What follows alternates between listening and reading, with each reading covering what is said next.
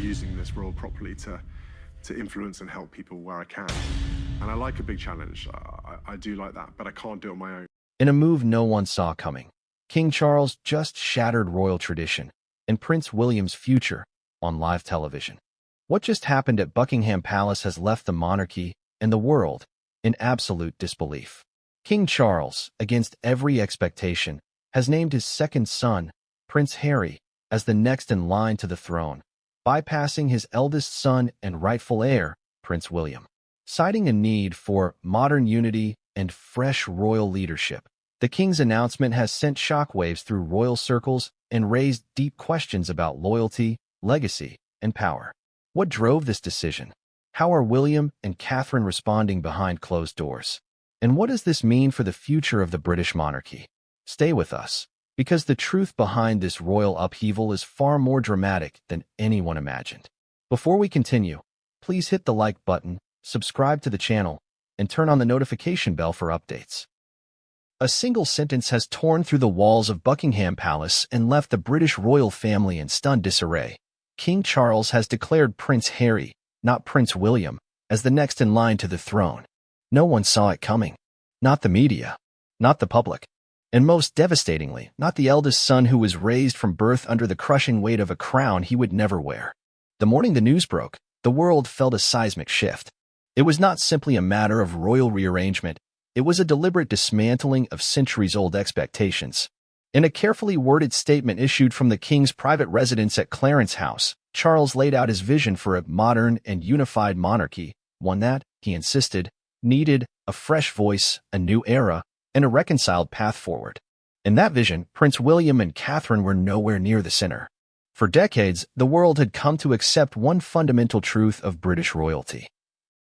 Prince William, the dependable heir, the embodiment of duty, the face of calm stability, would ascend the throne after his father. From the tragic moment he walked behind Princess Diana's coffin as a heartbroken boy, to his wedding watched by billions, to his quiet steadfastness through turbulent times, William was the future. The monarchy had reinforced this image again and again. Catherine, dignified and poised, was styled as a future queen consort who had gracefully evolved into the role. Their young children were already learning the protocols and customs of royal life, groomed for a future in which Prince George would one day reign. But now, that future has been discarded. What makes this moment more explosive is not only the decision itself, but the fact that it shatters more than tradition. It fractures a family and public view. This isn't just a monarch reordering succession. It's a father passing over his firstborn. It's a grandfather displacing his own grandson. It's a symbolic decapitation of everything the House of Windsor has cultivated for decades. What went wrong behind palace walls? What did King Charles see in Harry that he no longer sees in William?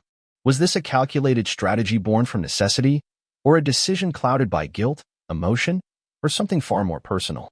As we unravel the layers of this unprecedented shift, what becomes clear is that this decision was years in the making, rooted in old wounds, power dynamics, and a family drama that rivals Shakespeare. This is not just a royal adjustment, it's a betrayal that has sent shockwaves from London to Los Angeles. Because at the center of it all is the return of a prince who once walked away from the very throne he's now being asked to claim. In every royal biography, William has been the archetype: loyal, measured, prepared. He never complained, even when his privacy was invaded, his mother exploited by tabloids, or his life scripted for public approval. He followed every rule. He smiled through scandal. He represented continuity when his brother Harry chose rebellion. And still, when it mattered most, his reward was silence. No consultation, no warning, just a press release. Catherine, often compared to the late Diana for her warmth and grace under pressure, was reportedly devastated. Sources within the palace described her as visibly shaken and disbelieving when she read the king's message.